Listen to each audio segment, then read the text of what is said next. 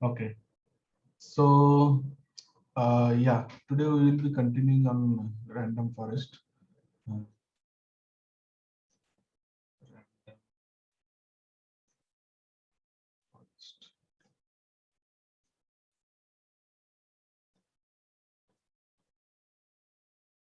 Okay, so last class, quick recap. So last class, I told you how a random forest is created from multiple decision trees.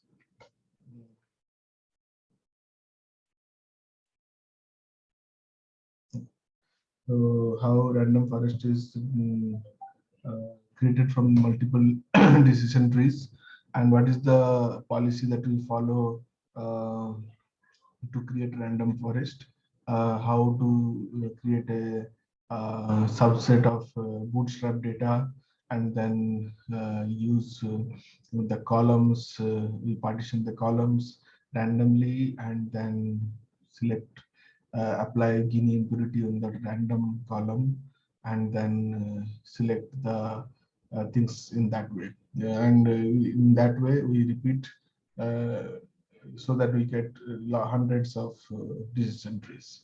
And then when a new data arrives, instead of running it through a single decision tree, we run it through all the decision trees of the random forest. And by voting, a technique called bagging, we take the vote of the maximum value, which has been, which is the maximum, as the final answer of the model. So that is the random forest model. So today we will be reading about uh, missing data calculation. Missing data, okay. Missing data guess using random forest. So it happens many a times that your data set does not have the total data. Like some data will be missing. Uh, it is very what do you say, common problem. So we'll see that random forest, how random forest helps us in getting that missing data for us. Okay, so so there is also another part called sample clustering, but we will talk that in another class. So we'll take the same example. We'll take the same example which we always have taken. So suppose we have the same data points, three parameters, and one is the final parameter. Okay, we add one more. Okay. So what are parameters we have? We have chest plane, blood glucose, blood, good blood circulation, blocked arteries, chest pain, good blood circulation, blocked arteries, weight, and heart disease. So chest pain, whether the person has chest pain or not, whether the person has good blood circulation or not, whether the person is what is BA, whether the person has blocked arteries or not, what is the weight of the person. We have introduced this new variable because this is a numerical variable. So you want to show this example as a combination of numerical and categorical variables. So that's why weight is included in this example. And finally, the deciding parameter, that is whether the person has heart disease or not. So we will have a total of say four data set, four rows. Okay, and it is some divided into like this: no, yes, yes, yes, no, yes, yes, yes. Okay. And then the blood glucose level is no, yes, yes, no, no, yes, yes, no. Okay. And then the blocked artery is no, yes, no, and unknown. No, yes, no, and unknown. We don't know this value. Okay. And similarly, the weight is 125, 180, 210, 125, 180, 210, and we don't know this. Okay. And finally, we have no, yes, no, no. No, yes, no, no. Okay. So this is our data set.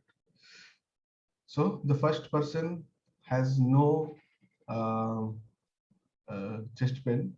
The first person has no good blood circulation. The first person has no blocked arteries, and his weight is 125, and he does not have heart disease. Okay, so this is how it is interpreted. Now, what you will see is that can we use random forest to guess these two missing data? Okay, so these are the data that is missing in the data set. Can I guess this data using random forest? So how to do it? We can definitely do it. So we'll see the procedure how to do it. Okay. So uh, first is take a random means a bad guess. Okay, and then slowly refine that bad guess to make a good guess.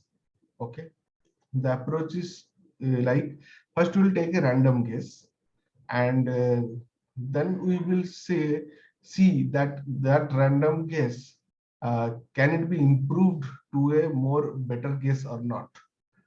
So that we start from somewhere, means here is the point we start from, here is the best answer. We start from here randomly, and we start to move in this direction, and we reach as close as possible, okay, to the best possible guess. This is the process that we will do. Okay, so as a random guess, if I have to take a random guess here, and I have to decide about these two values. So one natural guess will be that uh, the most common value is the missing data.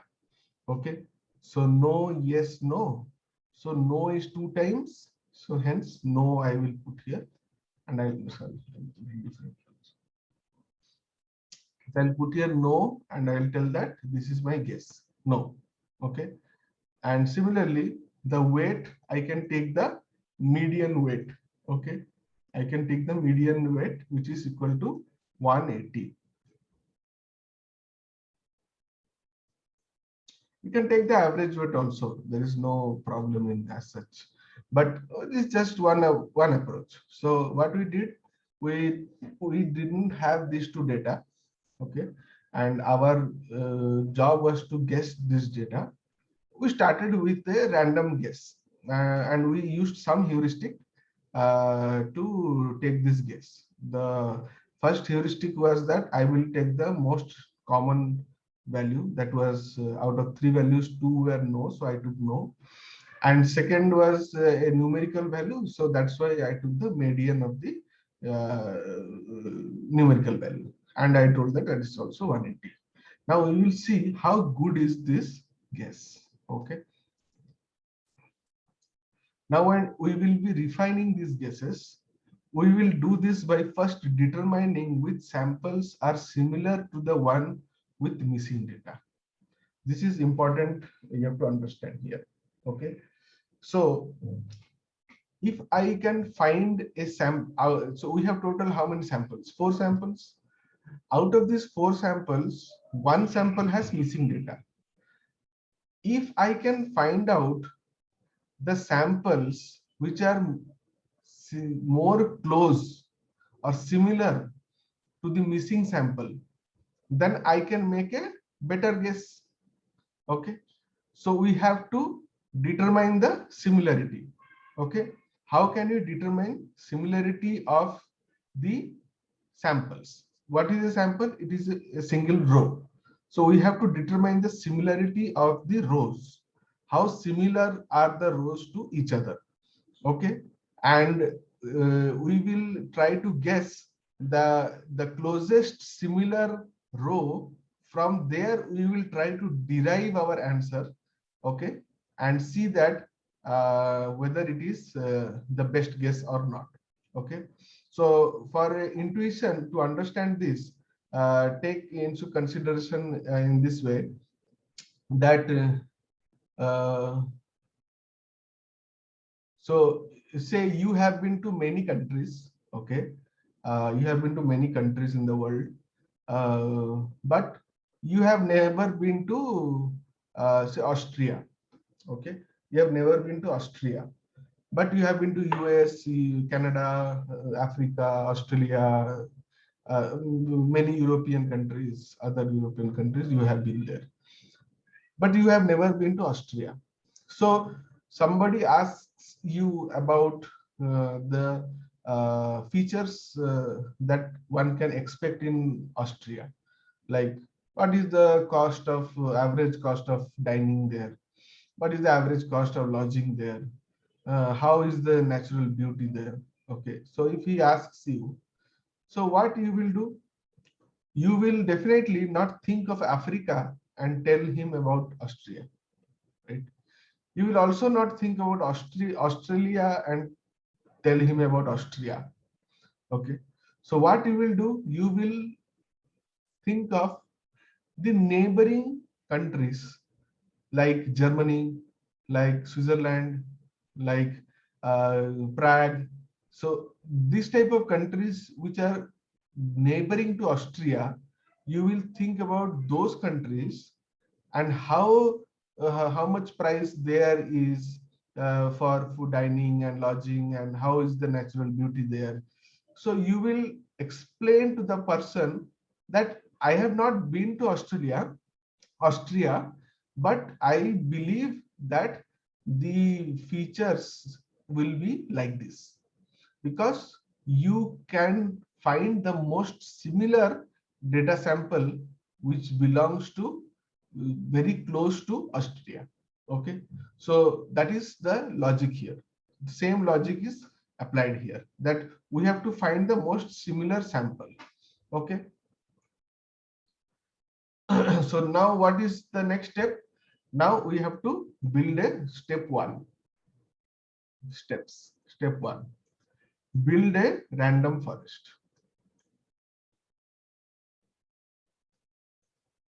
Build a random forest.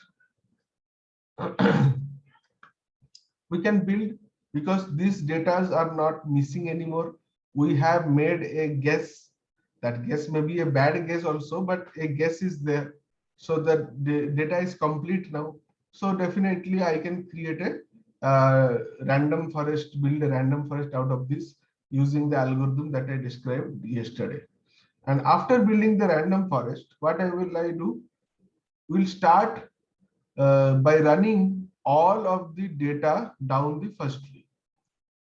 Okay, in the first tree we run all of the data, and notice that sample 3 and sample 4 both end up at the same leaf node. Okay, so this is the trick of similarity. It is coming here. So suppose this is the tree. This is the tree. Sorry. So out of the random forest, this is one tree.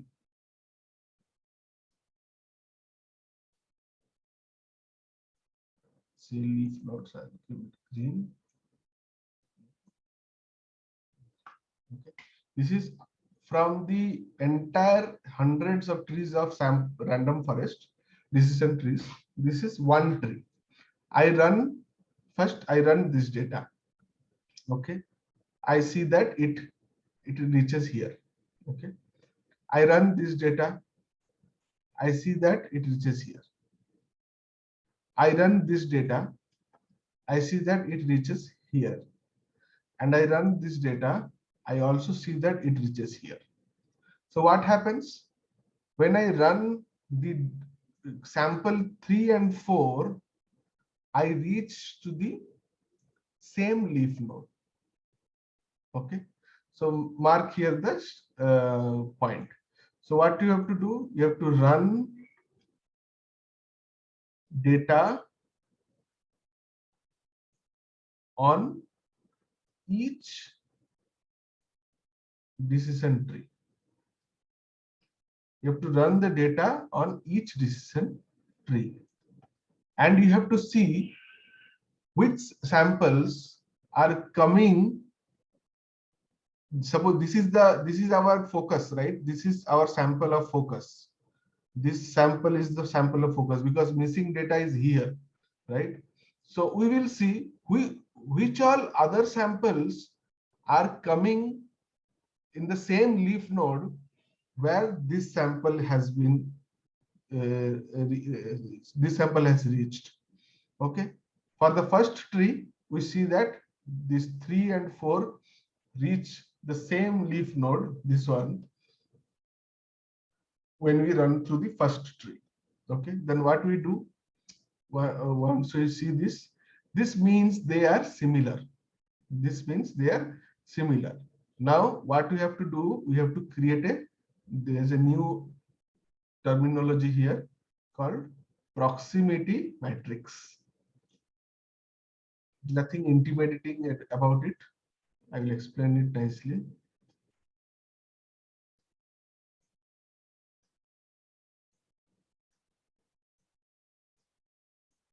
Proximity matrix.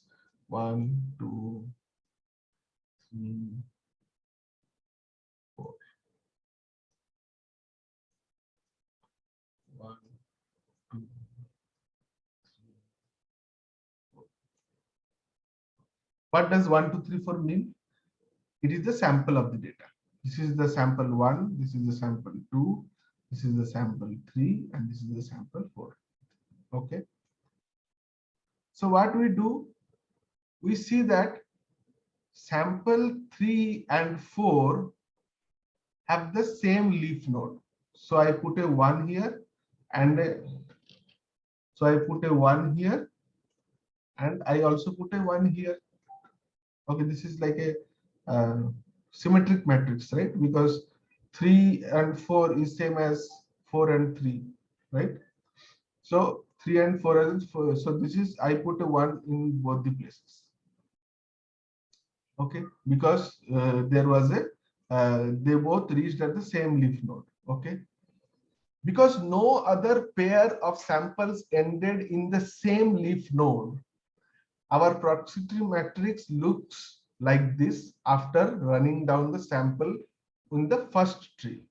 Okay, so after running down the first tree, our proximity matrix looks like this, because as I showed you, sample 1 was here, sample 2 was here, sample 3 was here, sample 3 was here, and sample 4 was here.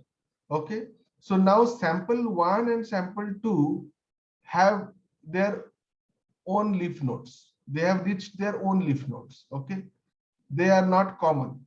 Okay, but sample 3 and sample 4 are common. That's why we have a similarity matrix entry here. Otherwise, if there is no common, if it is only single unique entry, then we don't need to make an entry in the similar proximity matrix. Okay, we understand the name is proximity matrix. Proximity means what? Which is near to whom, right?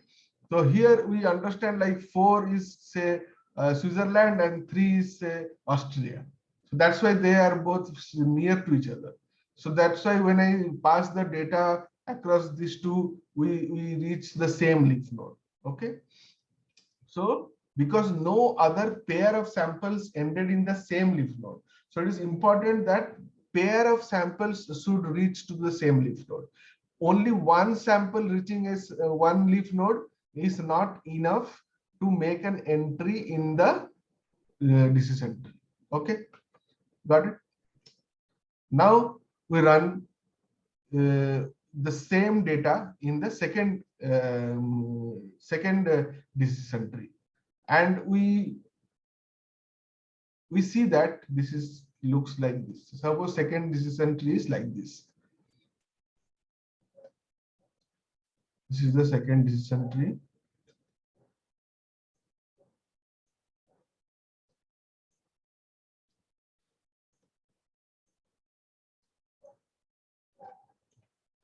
Okay. Suppose this is the second decision tree. Okay. And we run the data across the second decision tree. What we observe? We observe that 2 and 3, 3 and 2 reach the same leaf node. 2 and 4, 4 and 2 also reach the same leaf node. And 3 and 4 and 4 and 3 also reach the same leaf node. Okay. So that means when I run this one, data 2, and when I run data 2, suppose it reaches here. Okay. And when I run data 3, it also reaches here. Okay. So pair, now pair is there. So pair is there means entry will be there. So we will do in 2, 3 entry 1 and 3 2 entry 1. Okay, same way how we did last time. Similarly, we see that 4 and 2 and 4 and 2 and 2 and 4 also are same. Okay, 4 and 2, we run data 4 and we run data 2, we see that they are also in the same. Okay, you see that means here 3 data has 3 times we have reached here. 3 times. Data 2, data 4, data 3. So that means 4 2, 4 2. Okay, and we see that data 3 and 4 have also reached here. So that means all 4 points have reached here. All the 4 samples when ran have reached here. This is nothing. This one is, I'll erase this.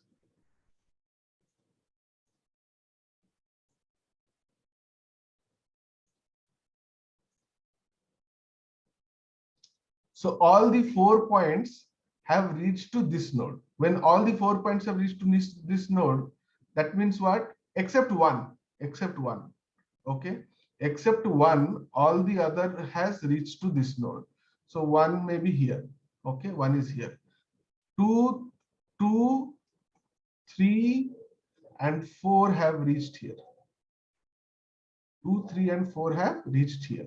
So what all combinations comes? 2, 3, 3, 2, 2, 3, 3, 3, 2, 1, 1. Then 4, 2, 2, 4, 4, 2, 2, 4, and then 3, 4, 4, 3, 3, 4, 4, 3. Now 3, 4 was already 1. So now again one more 1 has come. So what will happen? It will become 2. And 3, 4 also will become 2. Okay. Any doubt until here? It's little complex, I know, but if any doubt, ask me. So what are we doing? I will reiterate again. First, we take a random guess of the missing data. Okay, we take a random guess of the missing data. Second, once the data is filled up, we create a random forest out of this. A random forest will have hundreds of trees. What we do is we run each sample. One sample is one row. We run each sample across we run all the samples through the first decision tree. We run all the samples through first decision tree, and we see that sample 3 and sample 4 reach to the same leaf node. Reach to the same leaf node. So therefore, since it is a pair, we create a proximity matrix and we mark the locations 3, 4, 4, 3 as 1 and 1. Now we again run all the samples on this second decision tree. Here we see that sample 2, 3, 4 have reached to a same node. Okay, so that means what? I have how many combinations now? 2, 3, 3, 2,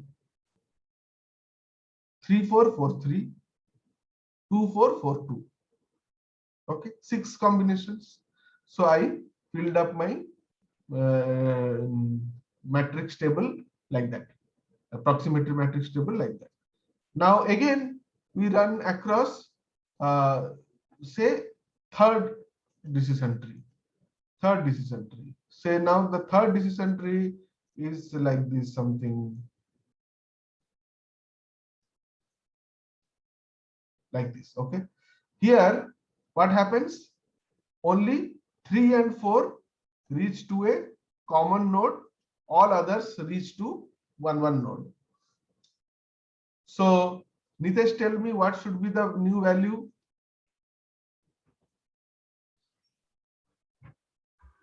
Sure. Huh? Not that sure. No, you have what is the problem in understanding here? So here there was 2, here there was 2, right? Now I have a new so I ran all the data to the first tree, then I ran all the data to the second tree, then I am running the data to the third tree. In the third tree, sample 3 and 4 have reached a common leaf node.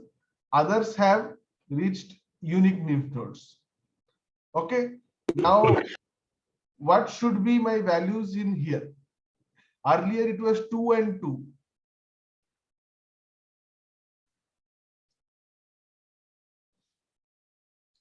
So it will be, Imran, can you say? That will be 3 and the other will be 3. Yes, good. 3 and 3. Because one more addition happened. That's it. Okay. So this is how my proximity matrix is slowly growing. Okay. Say after some time, my proximity matrix looks like this. 2, 1, 1.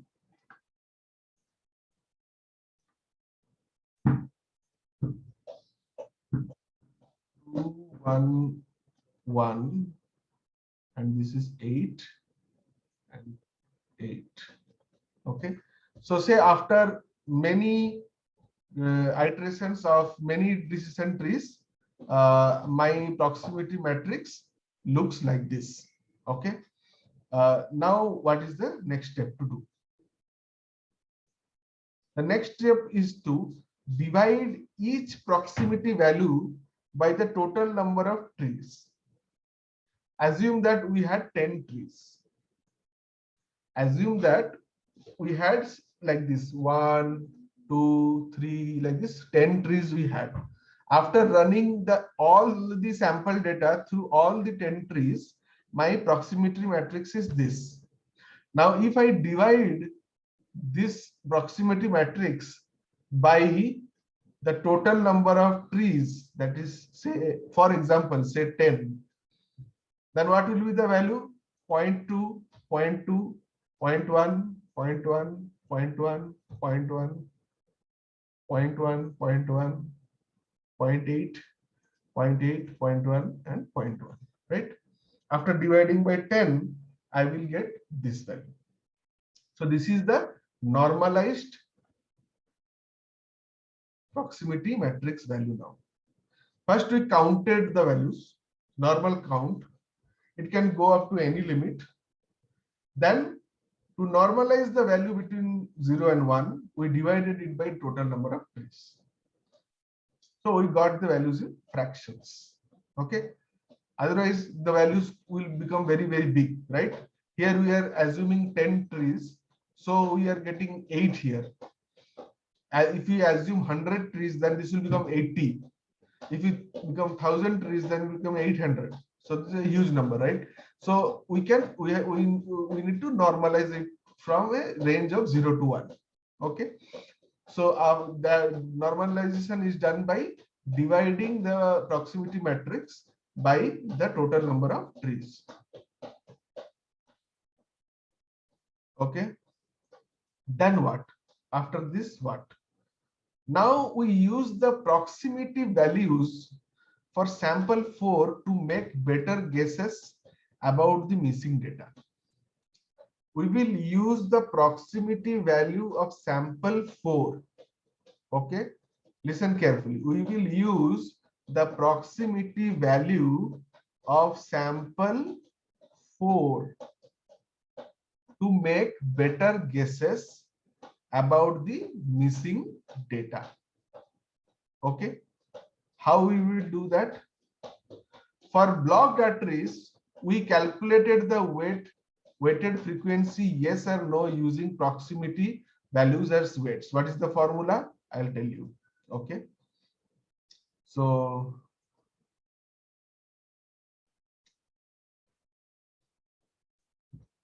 yes. So for what is the probability?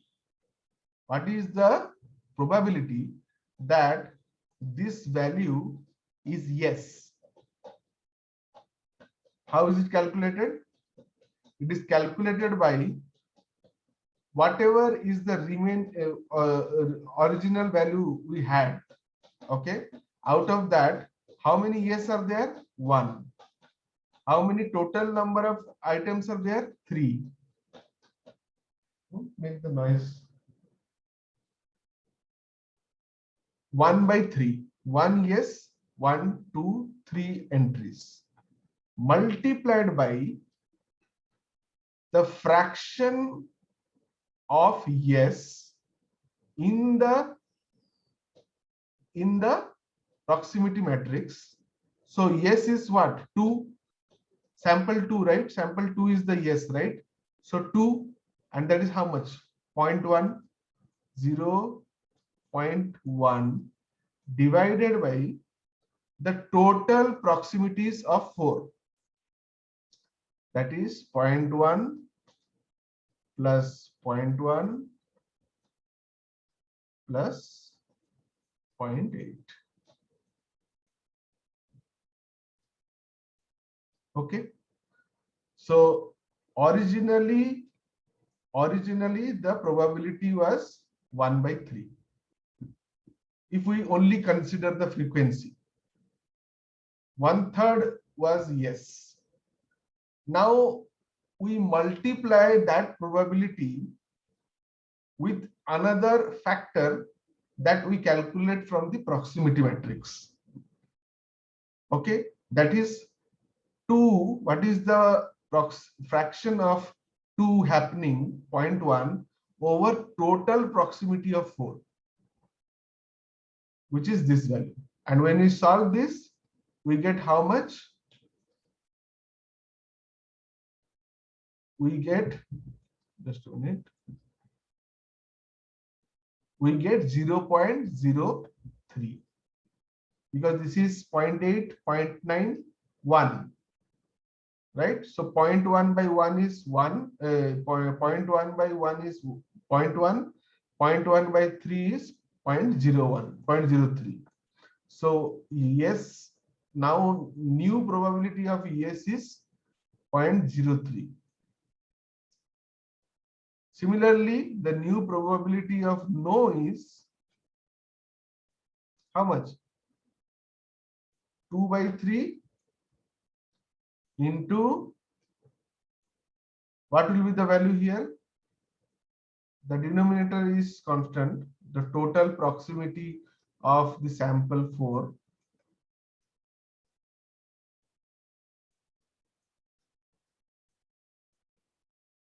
What will be the value on the numerator, Imran? It should be 0.2 plus 0.1. 0.1 plus 0.8. Oh, sorry. 0.1 plus 0.8, because those were the no in the table. Okay.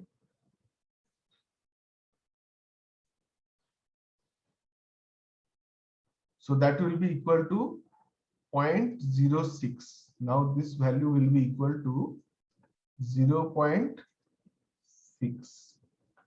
So no is 0.6 and yes is 0.03. See how so still we are getting that no has a higher probability of happening. So we are not changing our initial guess. That is true. But see, initially we thought that out of 3 samples, 2 samples are no. That's why I will take no. So the probability was 66%. Right? The probability was 66%. That 66% of the times it is becoming no. So let's take no. That was our guess. But now, after considering the proximity matrix,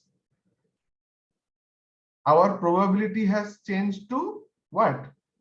60%. 0.6 is 60%, right? But on the other hand, yes, having yes probability has reduced from 33% to 3%. Right? See, this is 0.03.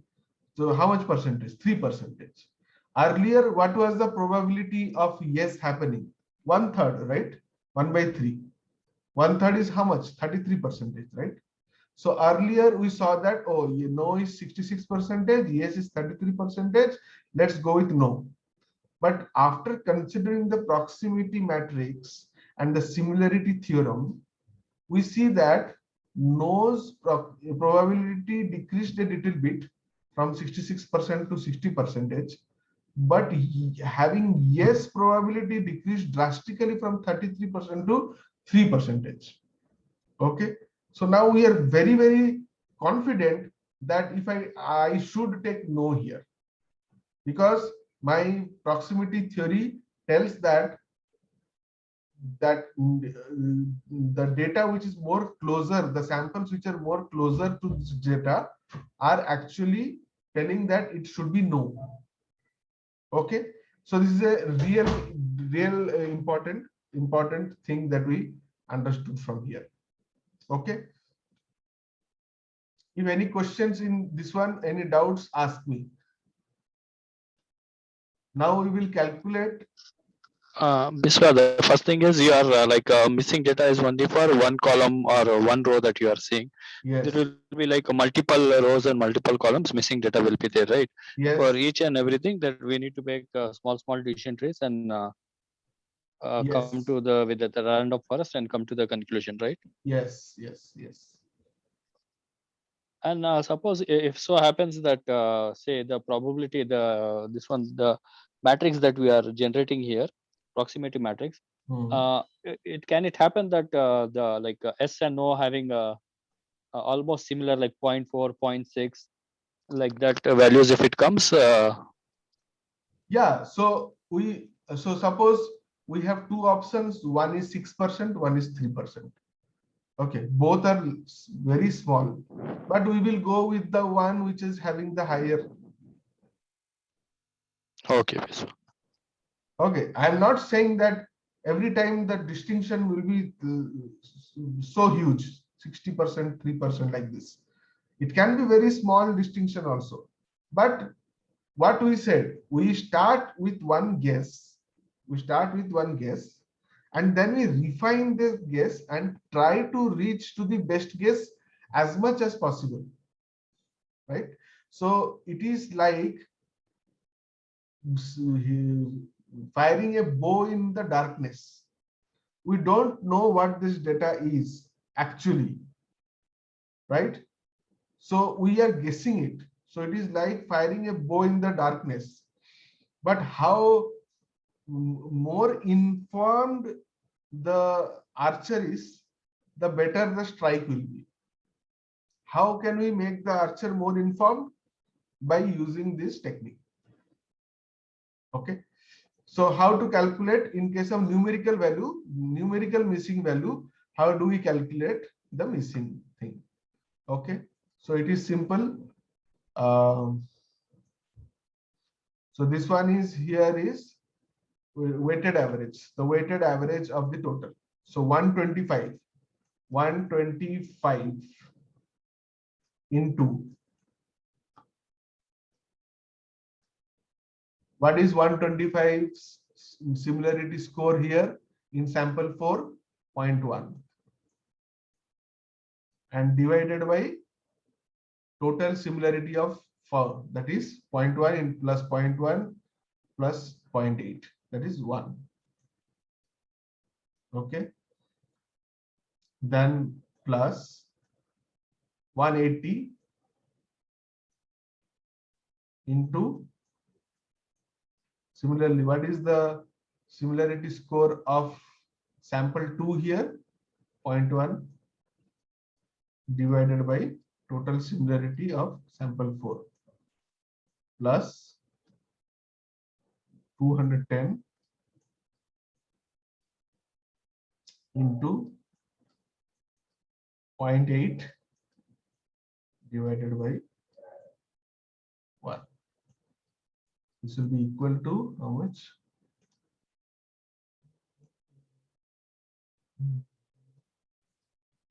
198.5.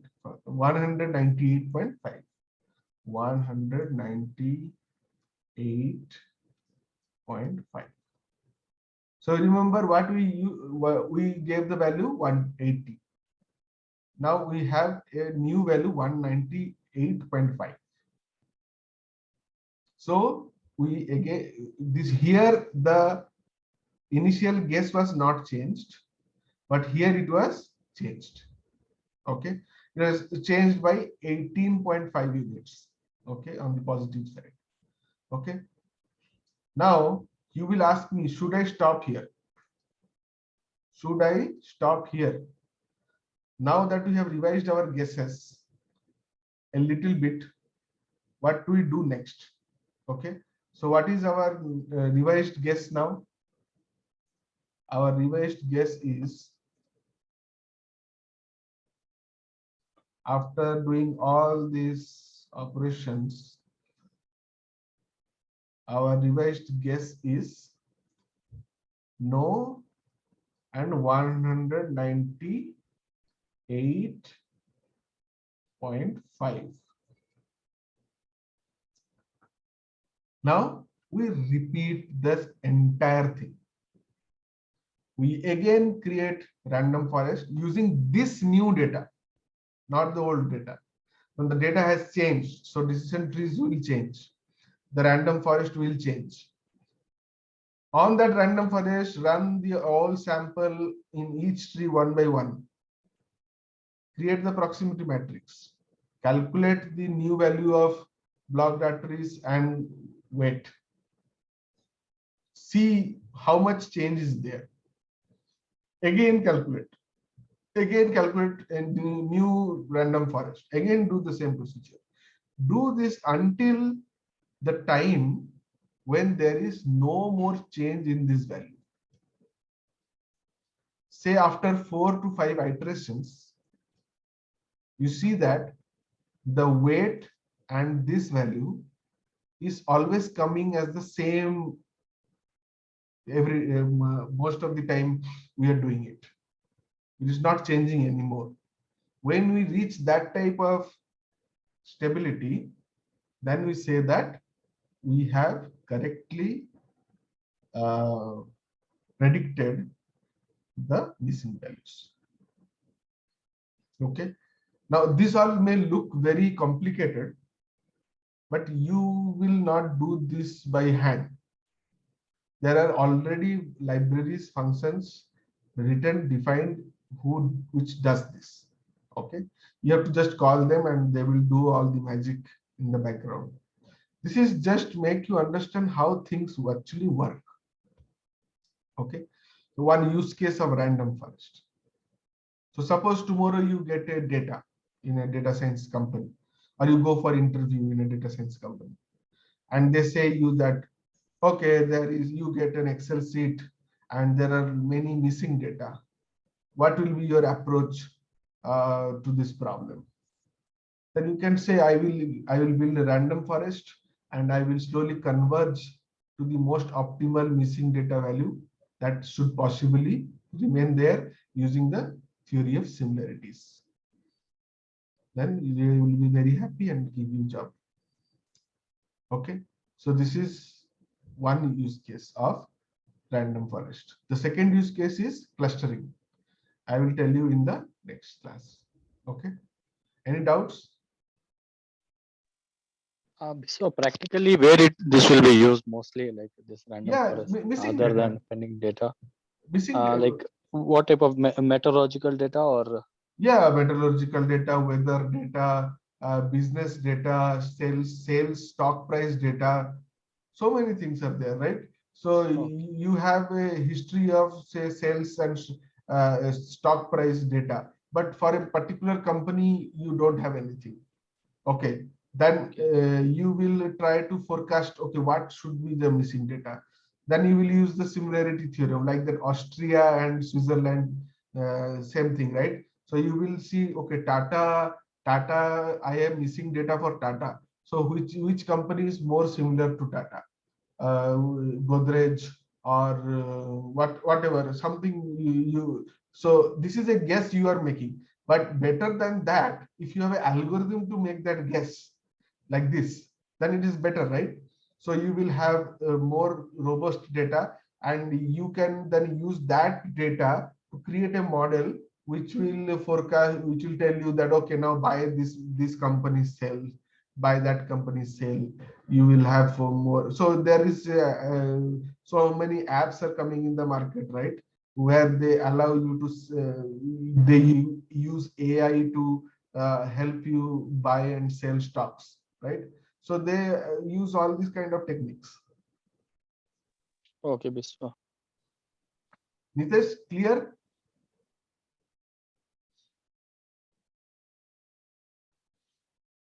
Nitesh, you there? Yes, sure. I'm here. I'm listening to it. This was a bit complex, so you need to go through the recording again. And Okay. to read itself, once it's uploaded, then to Okay. have some doubts and ask you. Yeah. Okay, don't forget to take notes. Okay. Yes. Yeah, that is most important. Okay, guys, thank you then. Let's meet tomorrow at 3 p.m. then. Okay, thank you, Ishan. Okay. Thank you. Have a good day. Thank you, Biswa. Bye. Thank you. Bye.